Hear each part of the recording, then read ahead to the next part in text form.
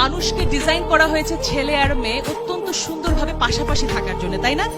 তাহলে কেন একটা মেয়েকে একটা ছেলে মারে? কারণ কি?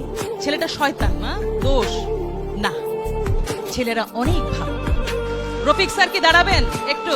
এই যে রফিক স্যার, উনি আমার ছোটবেলার বন্ধু, উনি আমার সকল পরীক্ষায় আমাকে নোট দিতেন। তাহলে ছেলে মেয়েতে কি বন্ধু হয়?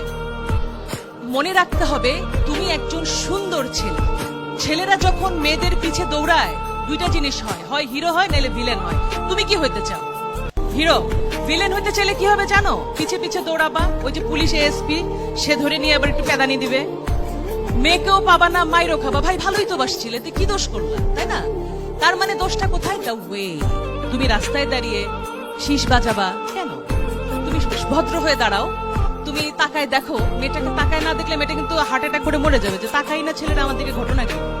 কিন্তু সেই দৃষ্টি থাকবে সৌজন্যমূলক, সুন্দর। সুতরাং ছেলে এবং মেয়ে মিলে সুন্দর পৃথিবী করতে হলে তোমাদের জানতে হবে ছেলে অনেক ভালো, মেয়েরা অনেক ভালো। সুতরাং দুজন মিলে একটা সুন্দর পৃথিবী হবে। নিজের শরীরকে যত্ন নিতে হবে দুটি কারণে।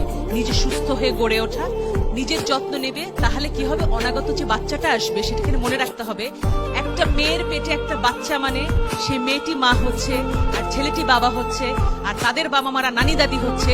এটাই স্টোরি না। আসল গল্প হচ্ছে সেই শিশুটি বাংলাদেশের নাগরিক হয়ে জন্মাচ্ছে।